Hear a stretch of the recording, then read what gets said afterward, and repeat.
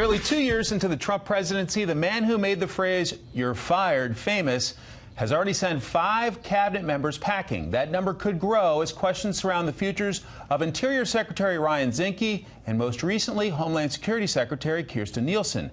In tonight's Whatever Happened To segment, my colleague Bret Baier looks at the president's relationships with other cabinet members whose careers in Washington came to a sudden end to see whether the writing may be on the wall.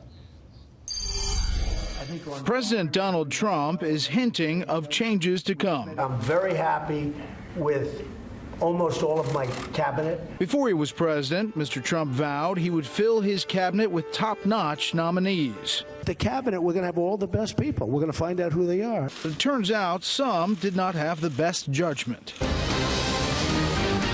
Some of the president's cabinet members are opting not to fly with the public. Health and Human Services Secretary Tom Price became the cabinet's first casualty. The former Georgia congressman and doctor came into the administration with hopes of helping Congress to repeal and replace Obamacare. Fixing this situation, as the saying goes, requires an act of Congress. But in mid-September, a report surfaced that the secretary had used private jets for official business at least 26 times at a cost of more than $400,000 taxpayer dollars. Amid the uproar, including that of President Trump, I am not happy about it, and I let him know it. Secretary Price told me he would repay his debt to taxpayers. You say in the statement the taxpayers won't pay a dime for my seat on those planes, but you're writing a check for, we understand from your officials, $51,887. The total cost is estimated at more than $400,000 for the 26 flights since May. Is that okay? Well, as I said, there's an ongoing review being done by the Inspector General, and I think it's important that we wait for that. But the very next day, after less than 10 months on the job, Price resigned, saying he did not want to be a distraction to the work of HHS. Environmental Protection Agency Administrator Scott Pruitt had a promising start, but his spending habits also got in the way of the agenda. I recognize there have been very troubling media reports. Pruitt faced months of scrutiny over reports of lavish spending and suspected ethics violations. Everything from pricey round-the-clock security to spending $43,000 on a soundproof phone booth, and even reports that he asked donors for help in landing a job for his wife. On the 4th of July, Pruitt was spotted attending celebrations at the White House. One day later, he resigned from the administration. Better be David. We'll never have to use those words on our David.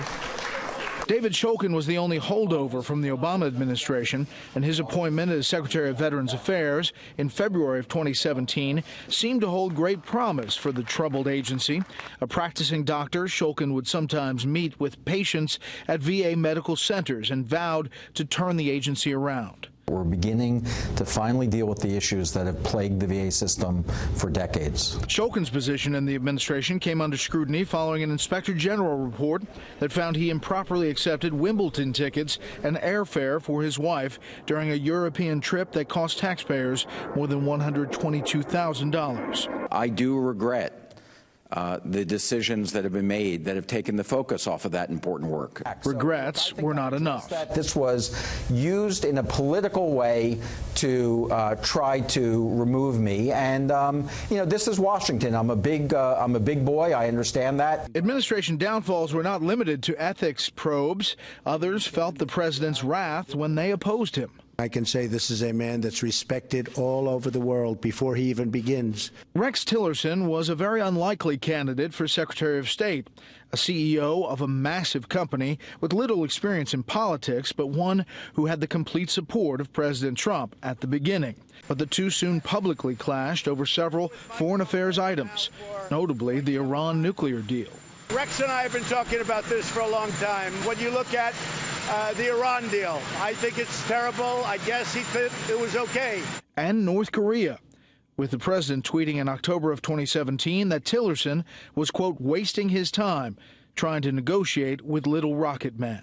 But perhaps most notably, there was what became known as the moron moment. Could you address the main headline of this story that you called the president a moron? The places I come from, we don't deal with that kind of petty nonsense. and it is intended to do nothing but divide people. And I'm just not going to be part of this effort to divide this administration. Rumors of Tillerson's demise began last November, but President Trump did not dump his top diplomat until March. My commission as Secretary of State will terminate at midnight, March the 31st. Tillerson would leave his job just 405 days after becoming Secretary of State, one of the shortest tenures in modern history.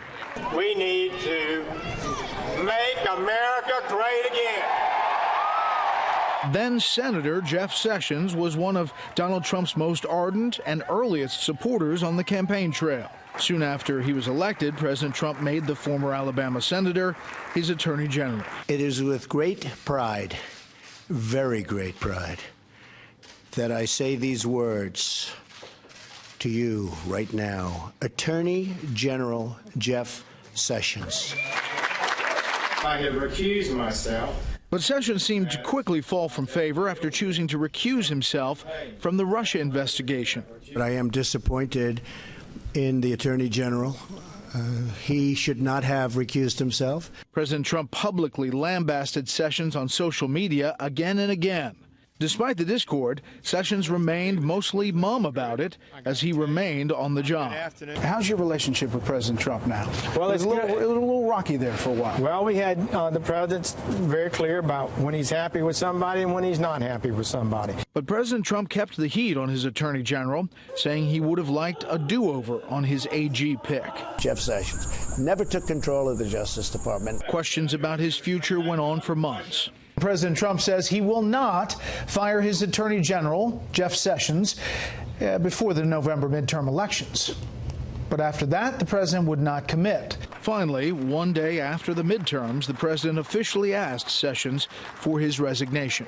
Now, the question is, who's next? In Washington, Bret Baier, Fox News.